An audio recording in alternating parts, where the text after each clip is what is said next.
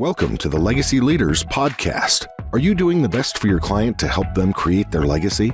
Are you creating a plan that goes far beyond finances to help people ensure that it becomes the driving force behind all decisions? On this podcast, hosts Katie Beth Hand and Stan Miller will help you with growing your practice and your clients' peace of mind. Together, they bring the best and brightest minds to share with you how to help your clients develop their best legacy. And now, here are your hosts, Katie Beth and Stan. Good day, everyone. I'm Rod Hatley of Legacy Leaders, and on the show today, I have the privilege to speak with Mikhak Ghorban, who is both a family law and immigration attorney here in San Diego, California, where I live and practice. Mikhak, thank you so much for being on the show today and sharing the time with us. Let's see. Let me ask you this. How did you become an attorney? I want to know what was the impetus to become an attorney, and also what got you into the practice areas that you focus on now, that is to say family law and immigration. Well, hello, Rod. Thank you for having me. And how much time do you have? This is a long story. It could take a while. Try to limit it to about a half hour. All right, I'll try my best. Okay. Actually, I never wanted to practice law when I started. I did not, right? I wanted to go to law school. I wanted to have the education. I think law school helps you think differently, right?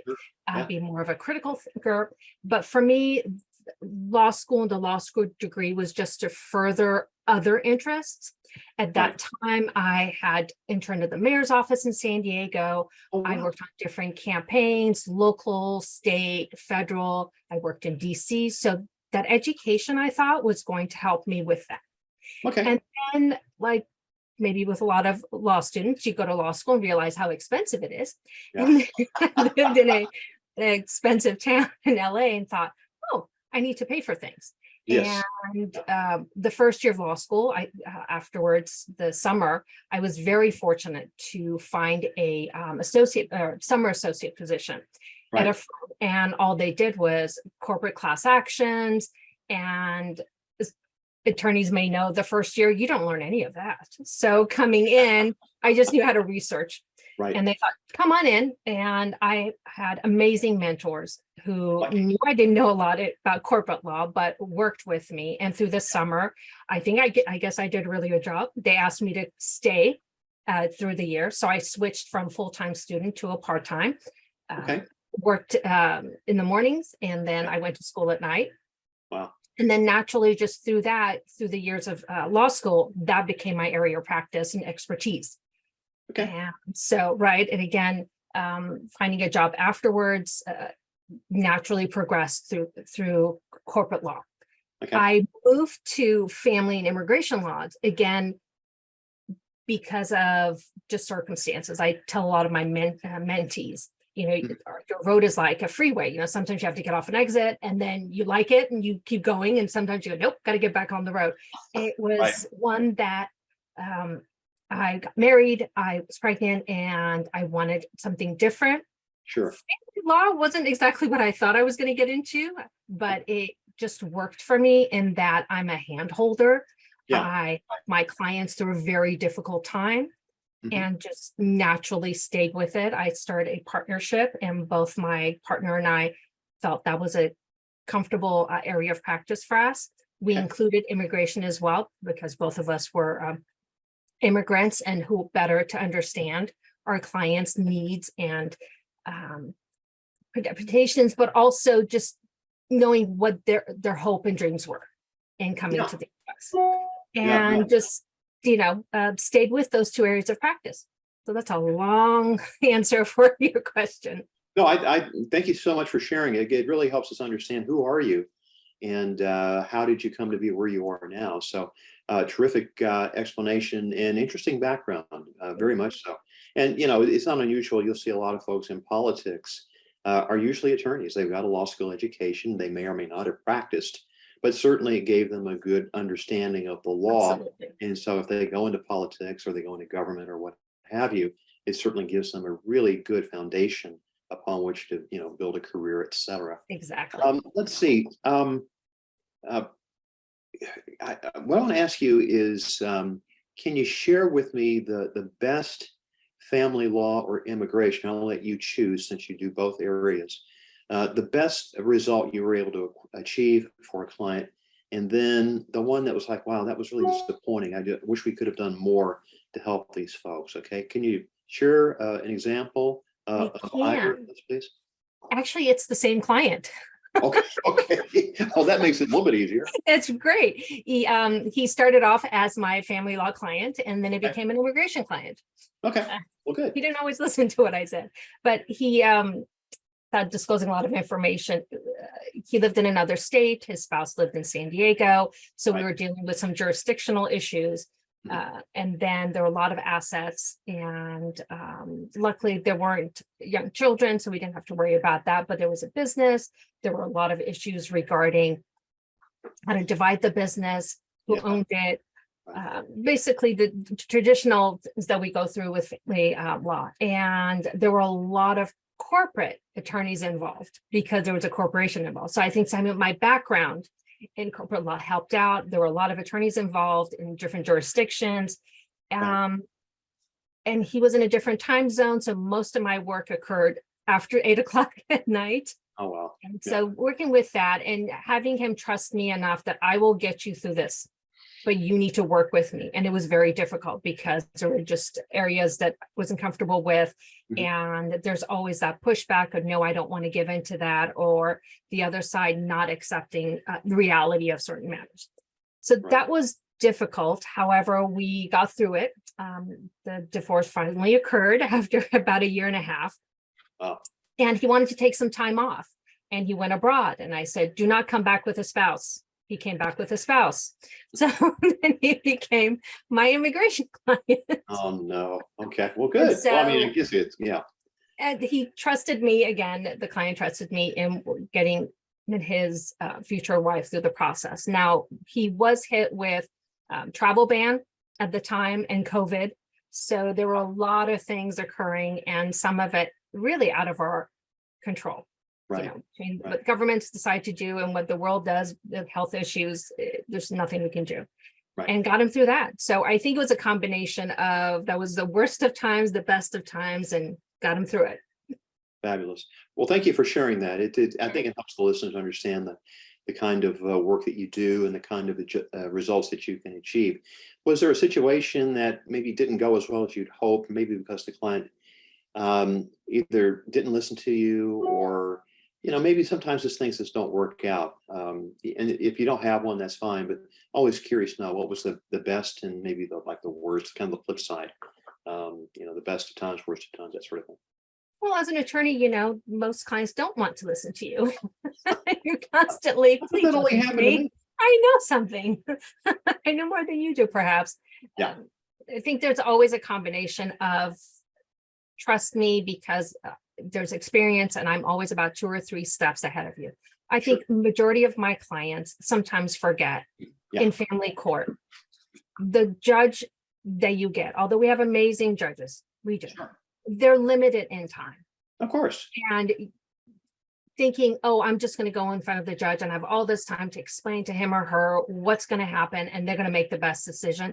They have limited time and opportunity to review your files. So they're going to make it a very impactful decision on your life, your children, on your finances within a few minutes. Why would you put that in their hands? Why not come together, the couple, if they can, work it out? Let's all sit together and come up with the best options. Granted, there are times we really do need to go in front of the judge, and I'm the first one to say, can we please go see someone, because we're not getting anywhere. But ideally, that's the best option. The same with immigration clients. They forget that U.S. immigration is not in the business of letting you in. They don't, because there's so many people and so many resources and so many individuals who can look over your files. So you have to be understanding there's so many people are ahead of you, and you can't just put some paperwork in and go, well, that's it, I should be let in. It doesn't work that way. You have to put your best foot forward. You have to include the documents that they ask for, not like, oh, I'll send it in later. No, you get one shot. So, having those moments of where you explain things and you think you've made it clear, it's not accepted or it's not followed. And then you have to basically pedal back and try to fix what has happened. Yeah. So it sounds like you really believe in collaborative divorce, trying to resolve it at the lowest possible level. I think are we seeing a lot more, or are you seeing a lot more of that out there? Because I know the courts are really backed up, and especially during the pandemic. I mean, the courts were closed, and trial dates just got pushed off years out, et cetera. So are you seeing a lot more of the collaborative divorce in your practice? We are, and I think throughout the family law division as well. Okay. Again, based on what you said, COVID really did shut everything down. Sure. I know that some of I think criminal court and domestic violence division continued, but everything else was basically just stood still. And explaining that to clients that, sometimes it's best to work this out because we don't have a date. We cannot get in front of a judge later. So let's try to figure certain things out. Just like I think with civil matters, you try to settle because very few go to trial. One of the things I always talk with clients is that I have them think about, just because the wedding rings come off doesn't mean the boxing gloves need to be put on. You are at a point where you're divorcing, obviously, for whatever reason, things didn't work out. No one goes into a marriage thinking, oh, we're going to get a divorce. They're hoping they're going to continue in this marriage. They're going to have a family, or if not, build something together. It didn't work out. Okay. Let's not break down everything in the process. If you have children, you're hurting the children. Of course. If you have assets, guess what? The attorneys are going to get those because you're going to have to pay them. Or you have to, you have to, again, plan. Right. Be realistic. And I know no one plans for a divorce, but once you're in it, there are options. And the anger sometimes takes over. Right. A lot of clients start off hoping that they can proceed amicably. Sometimes it doesn't happen. Other times they're all about high conflict and making the other side pay, whether emotionally or through their pocketbook. And then they see what happens to them or what is impacting their accounts, maybe their own sanity, their children. Then they take a pause. So I guess the best clients that I've ever worked with and like to work with are those individuals that from the moment in the beginning, they realize, what, it didn't work out, but let's do the best we can to preserve us, if there are kids involved, the family unit in as best way we can. And financially, let's do this without losing everything. The best you can anyway. Excellent advice. And I like that approach. I mean, with all due respect to the litigators out there, and I certainly spent 2 years as a criminal defense attorney in the Navy JAG Corps before I came off active duty and then transitioned into estate planning. I just don't think anybody really wins a lawsuit when you think about the investment of time and talent and treasure, where if you can resolve it, that's so much better in the long run for everybody involved. So anyway, I think I'm with you on that. And I have a lot of colleagues who do amazing work with high conflict clients, and they are needed. Yeah. Because they're individuals and some spouses who are ready to fight, and you have to. They're not listening. And sometimes they need a judge to come down with an answer because they'll not listen to the other side. They don't want to listen to the attorneys, and they're right. And a judge will direct them differently. Sometimes that's what they need. Exactly. Let's talk for a moment about legacy. And the name of this podcast is Legacy Leaders. And legacy, I suppose, can mean different things to different people. I suppose some people think of legacy in terms of the financial wealth that might be passed on, but I also think it can include, stories and values and lessons that the family, maybe grandma and grandpa came here from another country. They worked really hard and they built a successful business, let's say, and they raised a family. And they want to pass those, not only maybe the business too, but perhaps the lessons that they learned along the way, the values that allowed them to thrive here in America. And maybe, any other stories perhaps that, when I think about the opportunities that I had to write down or perhaps put a tape recorder in front of my grandmother and ask her, hey, tell me about how the family came from my home state of Tennessee into Missouri. They came during the Depression because that's where the jobs were. And my grandfather had to provide for his family. And but I've never, but I never wrote anything down and I never recorded anything. So I have vague memories. I think it was like this, but I'm not really sure. And I kind of recall her saying that, but I'm not really clear if I understood correctly. So in talking about legacy, what does that mean to you, and what does that mean to your clients, if I can be so bold to ask that? I know, it'll be different for obviously every client, but Sure. is there like a general concept of legacy that means something to you and perhaps even to your clients? Sure. Again, I have to divide them between my family law clients and my immigration clients. My family law clients, one of the biggest hurdles is when they're, again, in the process of going through a divorce. They are distributing their assets, they're figuring things out. And a lot of times they forget that an estate planner needs to be involved.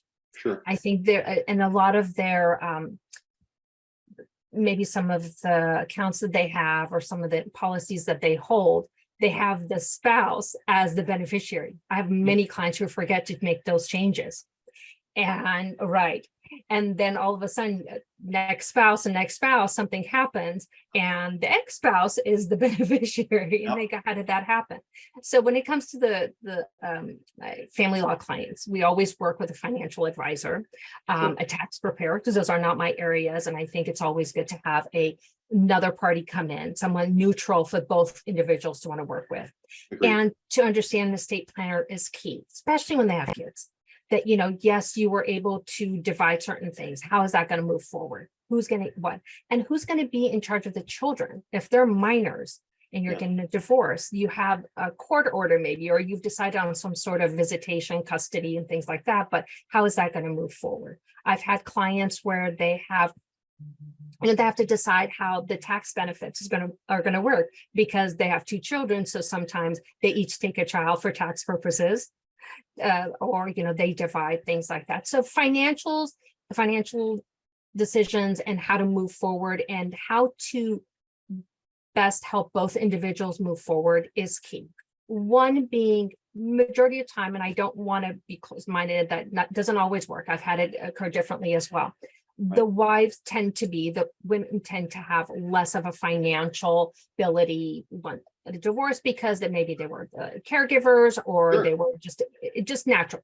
And I've had clients who know that the wife made more, but majority because they have the younger kids.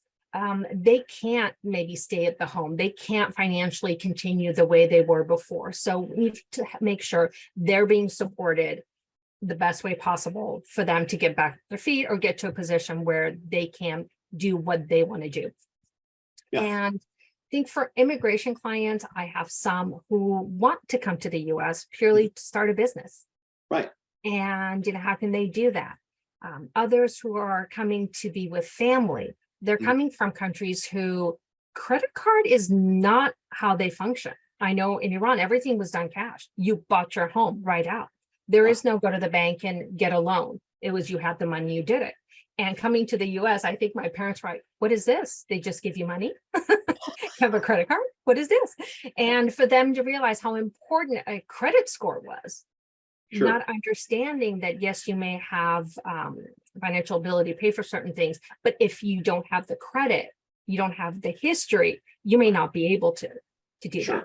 And to build that, I think, and being able to preserve the assets that are brought in. Right. Okay. Let's see.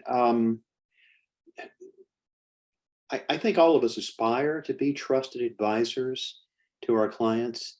And I know that is kind of like the term du jour. I mean, everybody talks about being a trusted advisor. Right. But for I think those of us in at least the legal field, I think that we really aspire to, be even though I'm an estate planning attorney, I would certainly welcome a phone call from a client if somebody, they needed a criminal attorney to help a relative or a loved one who got into trouble, and so I'm always happy to field that call and say, yeah, I know someone who can help, or whatever, or somebody needs a Right, patent right. attorney. They've got something they want to protect. So what does that mean to you, if I can ask, being a trusted advisor? I guess once you get finished with a client, are you receptive to hearing from them later on if they have other needs, like you help somebody with their immigration and they want to bring somebody else over, or if they want to bring over family members? I assume that's probably something that you would be. Absolutely. I certainly don't want my divorce clients to keep coming back. I'm Well, that okay would if make they sense. don't, Yeah, but my immigration clients, absolutely. And sure. that tends to be, immediate family. I think being a trusted advisor, it means being the go-to Right. of maybe individuals. And I think you probably experienced this as well. Once you're a lawyer, I think family and friends just think you know it all. Well, we kind of do. They Right. go, they call you for something like, well, that's not my area of practice. Like, well, what do you mean that's not your area of practice? And I always have to use the analogy. Well, you don't go to a podiatrist and go, oh, my stomach hurts. You Right. go to someone specific. Yeah. I have general knowledge about a lot of the areas of practice, but these particular areas are my go-to. Right. But they know that if they reach out to me, just like you were mentioning, and they want a referral, Right.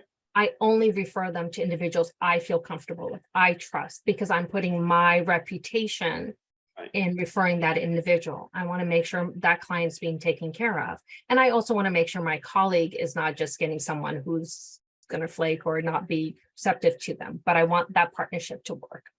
So I want to be that trusted advisor in providing guidance, but also having my clients feel comfortable enough that when I give you that advice, trust me, there's a reason. It's because of experience and the fact that I'm always thinking 2 or 3 steps ahead of you, and this is what's going to happen. So work with me. Okay. Fabulous. Thank you for sharing that. Let's see. Who are your best referral sources? And I'll ask this question in the context of both divorce clients and also immigration clients. Who are the best referral sources for you? I have to say my colleagues, I think Okay. probably clients, more clients through immigration, because Okay. again, I don't want to, hopefully my clients will never.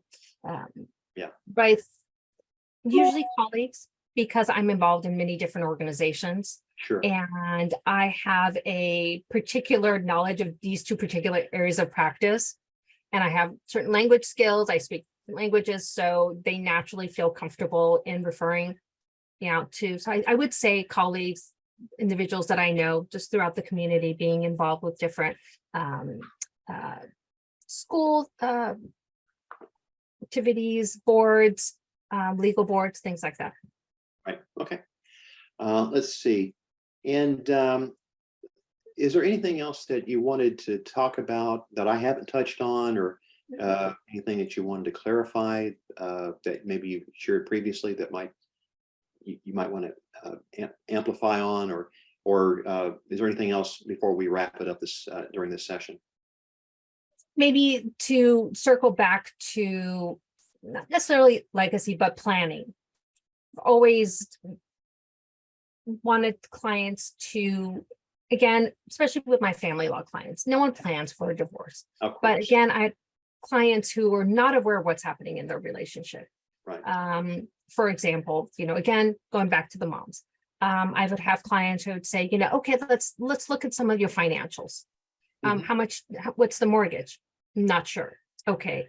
Do you have insurance? Not sure. Do Right. we have this? I'm not sure my spouse takes care of that. And reversely, when we would talk about schools and visitation and the activities for the kids, say, okay, so who drops off, who picks up? I don't know. Who are the teachers? I don't know. So, right, because each individual, just, my husband and I do that too. We share in certain roles, but being aware of what's in your finances is very helpful. Obviously, if the spouse is cheating or hiding assets, that's when my investigators come into play. But Right. until then, you want to plan, be aware, and take the time to speak to an attorney. Sure. You don't always, there are certain things you can certainly do on your own. I'd Right. never advise someone you have to use an attorney, but please, especially with family law and immigration, talk to someone. There's Right. so many steps that you can miss that will impact you, and there's no coming back from that. Again, another analogy is that, I'm sure I'm smart enough that I watch enough YouTube and read a book. I can probably do surgical things, but probably not the best thing. I don't want to do a knee replacement on myself, but in the same thing, you can probably maneuver through a lot of the, USCIS immigration cases and also family court, but do take the time to speak to someone, get some guidance. It's okay to talk to an attorney. Doesn't necessarily mean you have to get a divorce. You can just get some information. Fabulous. Mikhak, how can folks find you? On my website, it's www.ghorbanlaw.com. It's really simple. And that's GHORBAN. GHORBANLAW.com. www.ghorbanlaw.com. And is there a phone number possibly somebody wanted Absolutely. to call? Area code 858-201-4540. Now, with family law cases, all my clients are in San Diego because of family law is a state matter. So I'm licensed in California. Right. Immigration matters are everywhere. It's a federal law. So a lot of my clients are abroad in other countries. So that doesn't impact me at all. Okay. Mikhak, it's been an absolute pleasure to speak with you. Thank you for sharing the time Thank today. you for making time. Appreciate it. Helping educate the listeners about what you do specifically as a family law attorney and also as an immigration lawyer, and making the fine distinction that divorce law or family law is really a state-specific matter, and that immigration law is a federal matter, a national matter. So the different laws apply, and so if you're going to get a divorce, or it looks like that may be something that's in your future, reach out and talk to a competent, qualified family law attorney. Or if it's an immigration matter, again, don't do this on your own. Talk to a qualified professional and get the right advice, because if you make a mistake, it could be, irreversible, and we certainly don't want to see that happen to the listeners. Mikhak, again, thank you so much for being on Legacy Leaders. It's been a pleasure to spend time with you, get to know you a little bit more, and thank you so much for sharing more about what you do, so that our listeners are a little bit smarter because of it. Appreciate it. Thank you. You've been listening to the Legacy Leaders Podcast with Katie Beth Hand and Stan Miller. For more information on them and the show, please visit pinnaclelegacylaw.com. If you like what you've learned today, do share the program with your friends and subscribe wherever podcasts are found.